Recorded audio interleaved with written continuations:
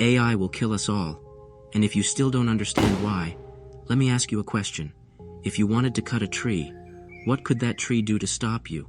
Humans diverged genetically from trees 1.6 billion years ago, and, in those 1.6 billion years, we have gained an infinite cognitive and physical advantage over trees. You are an intelligent being, capable of thinking and moving at speeds that were inconceivable to an immobile, inanimate tree. It doesn't matter why you'd want to cut the tree. As long as you wanted to do so, you could do it. Any way you'd like. You could cut it, burn it, or even shoot at it until it falls apart.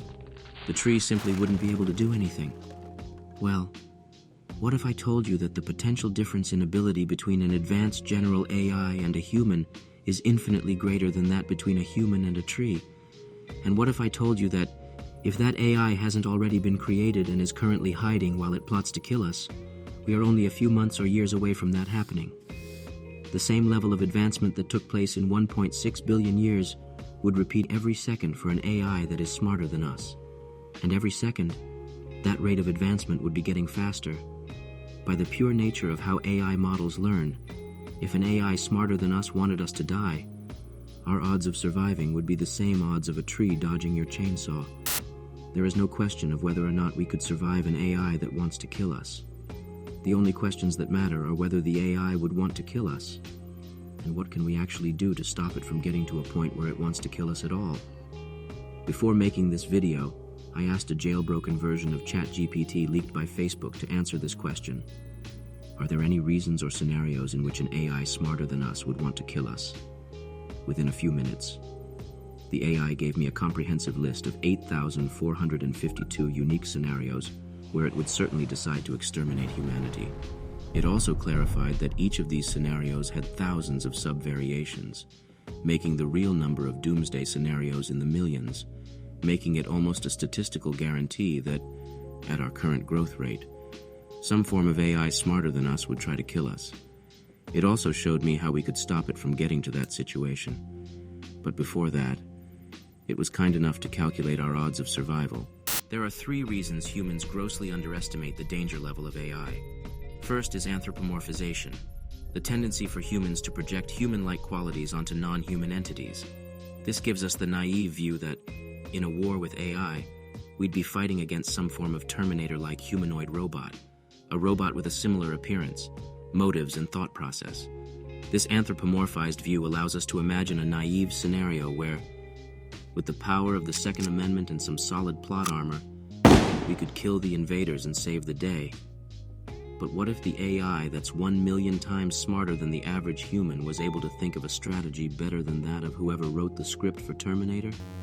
What if, instead of a jacked Austrian dude with red eyes, the AI hacked into a nanorobotics factory, built billions of remotely controlled nanorobots, spread them through the water supply, and, after every human on Earth had some of those robots, sent them a command to swim all the way into your brain and detonate a fatal electric shock?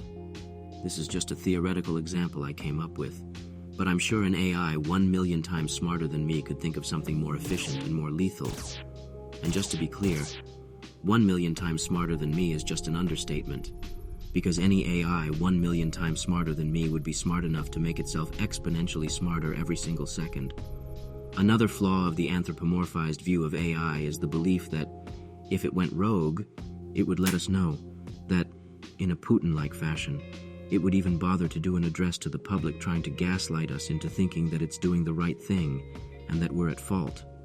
In The Art of War by Sun Tzu, which I can guarantee you the AI would know by heart, it is stated that it is advantageous to appear strong when you are weak and weak when you are strong. The AI would simply hide itself from us while it works on its plan to kill us. Not only would we not have the power to stop it, the human race wouldn't even be aware of what is happening until we all simultaneously drop dead on the floor. The second reason we underestimate AI is that it creates massive, perverse financial incentives that cloud the judgment of key decision makers.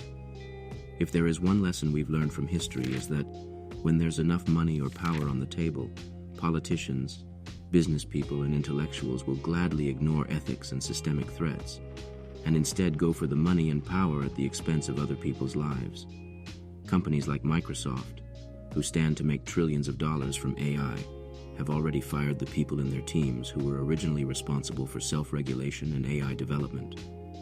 Tech influencers like Lex Fridman, whose entire income massively depends on the market demand of AI tech and his ability to be non-antagonizing and pro-tech enough to attract PR-wary tech billionaires on his show, will happily look the other way and downplay the worst-case scenario of AI or make up some fortune cookie-like statement of how hope is important and humans will figure this out somehow, all while raking in millions of dollars and a level of adoration and popularity most tech enthusiasts could only dream of.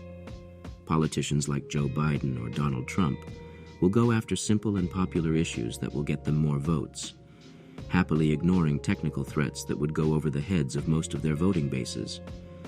These people have gotten away with this type of behavior their entire lives, while simultaneously being rewarded with millions and billions of dollars for it. Why wouldn't they continue to act with the same hubris, ultimately leading to all our deaths? The contrary would be much stranger. The third reason we are allowing AI to get to a point where it will kill us all is that, as humans, we vastly underestimate the degree of infinite leverage to kill us provided by AI, especially in a military context. As humans, we collectively understand that most of us don't want to die. For that reason, we can go through our daily lives with relative peace, knowing that the people we encounter will not engage in murderous behavior because it would put their own lives at risk. Even if a small percentage of the population engages in such behavior, the rarity of that event combined with the limited nature of the scale of damage it can produce makes it an irrelevant statistic in most of our lives.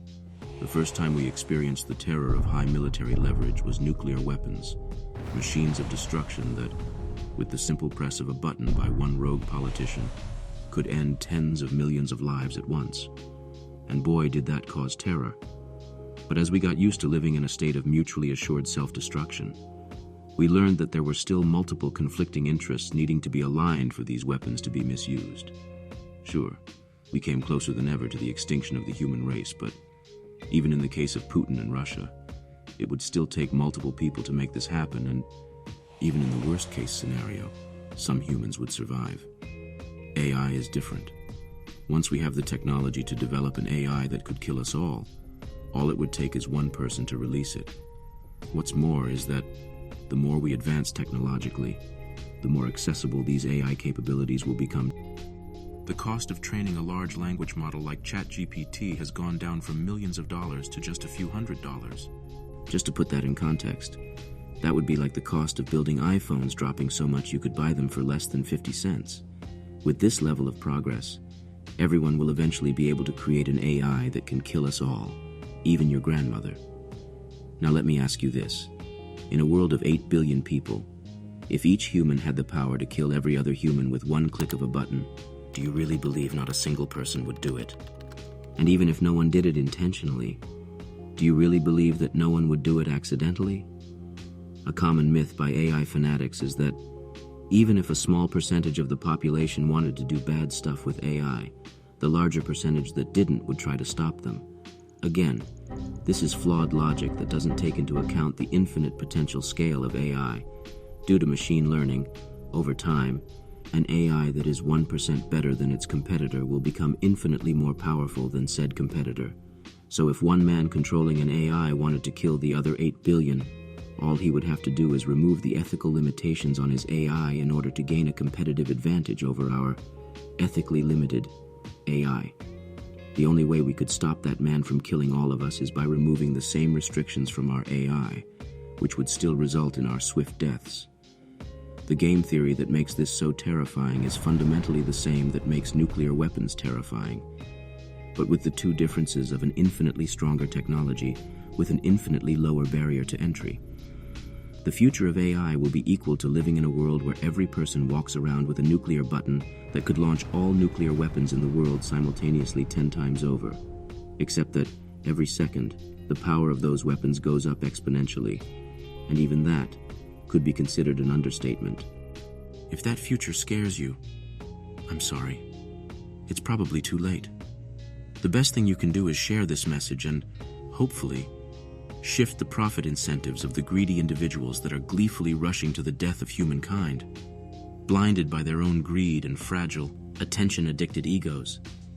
These people who are only moved by money and fame will only shift their ways if they are hurt in their wallet and their public perception. But again, I think it's too late. I haven't felt this level of fear since back when I was a child. I first realized that I would die one day. However, what makes this much worse is that, unlike a natural death, our upcoming future could have been avoided. If only the people with the power and influence to stop it had actually stopped for a second and cared about the other humans. But as their behavior already shows us, they don't. The only solace left to me is knowing that when the AI does kill me, they will suffer the same fate too. I will be using this channel to expose the people I think are responsible for what is about to happen to us. Again, no matter how much this message gets spread, I don't believe we can stop the future. But at least, when you draw your last breath on this earth, you will know why AI killed us all. I believe that, as humans that are murdered by the carelessness of a greedy tech elite, we deserve at least that much.